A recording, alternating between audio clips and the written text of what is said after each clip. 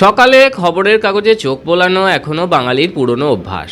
বাংলা ভাষার সংবাদ মাধ্যমগুলোর মধ্যে অন্যতম ছিল বর্তমান। এর প্রতিষ্ঠাতা ছিলেন প্রথিতযশা সাংবাদিক বরুণ সেনগুপ্ত। একসময় এই পত্রিকা নীতি নৈতিকতার প্রশ্নে আপোষহীন ছিল এবং কমিউনিস্টদের অত্যাচারের নানা ঘটনা তুলে ধরত। কিন্তু পরিবর্তনের পরে যেন বর্তমানেরও পরিবর্তন হয়ে যায়। তাদের চোখে যেন পর্দা পড়ে যায়। তারা নিয়োগ দুর্নীতি দেখতে পায় না, তৃণমূলের রাজনৈতিক সন্ত্রাস দেখতে পায় না। এবার সেই বর্তমানকেই নোটিশ পাঠালো রাজ্যের নগর উন্নয়ন ও পুর বিষয়ক দফতর। অভিযোগ, তৃণমূলের অনুগ্রহে চলা এই পত্রিকার বিরুদ্ধে একাধিক শর্তভঙ্গ করা হয়েছে। শুধু তাই নয়, বর্তমান পত্রিকার বিরুদ্ধে বিভিন্ন বেআইনি কাজকর্মের অভিযোগও উঠেছে। শুধু নোটিশ পাঠিয়েই থেমে থাকেনি সরকার, তাদের কারণ দর্শাতে বলা হয়েছে। নোটিশে অত্যন্ত স্পষ্টভাবে জানিয়ে দেওয়া হয়েছে যে সন্তোষজনক জবাব না পেলে সংশ্লিষ্ট জমির লিজ বাতিল করা হবে। সল্টলেকে বর্তমান ম্যাগাজিনস প্রাইভেট লিমিটেডের দখলে থাকা লিজপ্রাপ্ত জমির ব্যবহার নিয়ে গুরুতর অনিয়মের অভিযোগ তুলে শোকজ নোটিশ পাঠালো রাজ্যের নগর উন্নয়ন ও পুর বিষয়ক দফতর। নোটিশে অভিযোগ, লিজ চুক্তির একাধিক শর্ত ভঙ্গ করা হয়েছে, এমনকি নির্ধারিত উদ্দেশ্যের বাইরে জমি ও ভবনের বিভিন্ন অংশ ব্যবহার, অনুমতি ছাড়া ভাড়া দেওয়া এবং সরকারি জমির লিজ হোল্ড সত্ত্ব বন্ধক রেখে ঋণ নেওয়ার মতো অভিযোগও আনা হয়েছে। মঙ্গলবার 23শে জুন জারি হওয়া এই নোটিশে বলা হয়েছে, সল্টলেকের সেক্টর 1-এর 31 কাঠার বেশি জমি 1991 সালে আধুনিক প্রিন্টিং প্রেস স্থাপনের উদ্দেশ্যে বর্তমান ম্যাগাজিনকে লিজ দেওয়া হয়েছিল। পরে 2005 সালে জমি বিনিময়ের মাধ্যমে সংস্থাটি সেক্টর 2-এর 30 কাঠার বেশি জমি পায়। সেখানে একটা 10তলা বিল্ডিং গড়ে তোলা হয়েছে।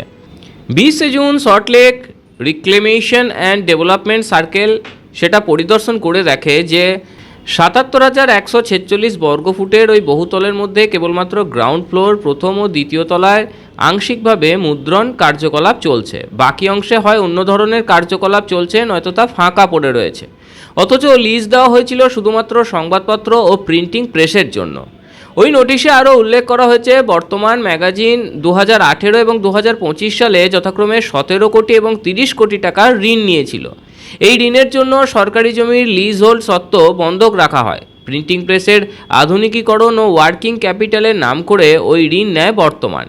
কিন্তু এই ঋণের অর্থ কিভাবে ব্যবহার করা হয়েছে সে বিষয়ে দপ্তরের কাছে কোনো স্পষ্ট তথ্য নেই। সরকারের অভিযোগ, সরকারি জমি লিজ হোল্ড সত্ত্ব বন্ধক রেখে ঋণ নেওয়ার পরও সেই সম্পত্তি অন্য উদ্দেশ্যে এবং অন্য সংস্থার নামে ব্যবহার করা হয়েছে, যা লিজ চুক্তির পরিপন্থী। তদন্তে আরও উঠে এসেছে, ম্যাক্স লাইফ ইন্স্যুরেন্সকে 3য় তলায় অফিস চালানোর অনুমতি দেওয়া হয়েছিল। পাশাপাশি 2025 সালে কনকর্ড ডায়াগনস্ট সেন্টার এবং লুমিনা হেলথ সেন্টারের কাছে যথাক্রমে 4র্থ ও 7ম তলার বড় অংশ ভাড়া দেওয়ার প্রস্তাবও জমা পড়েছিল। সেই প্রস্তাব বিবেচনার পর সরকার 75.8 লক্ষ টাকার দাবি নোটিশ জারি করলেও নির্ধারিত সময়ের মধ্যে সেই অর্থ জমা দেওয়া হয়নি। পরে বর্তমান জানায় যে ভাড়াটেরা নাকি তাদের ইউনিট ছেড়ে দিয়েছে। তবে সরকারের দাবি, ওই ইউনিটগুলো কিছু সময় অনুমোদন ছাড়াই ব্যবহৃত হয়েছে, যার ফলে অডিট আপত্তিও উঠেছে। সবচেয়ে গুরুতর অভিযোগগুলির একটি হলো, আদিত্য বিড়লা সান লাইফ ইন্স্যুরেন্সের সঙ্গে 2023 সালের নভেম্বরের একটি লিজ চুক্তি করা হয়েছিল বলে নোটিশে উল্লেখ করা হয়েছে। সরকারের দাবি, এই চুক্তির জন্য পূর্ব অনুমতি নেয়নি বর্তমান। তদন্তে আরও দেখা যায়, 5ম তলায় আদিত্য বিড়লা ক্যাপিটাল নামে একটি সংস্থা কার্যকলাপ চালাচ্ছে। সরকারের মতে এটা লিজ চুক্তির 2 নম্বর ধারার 8 নম্বর উপধারার বিরোধী।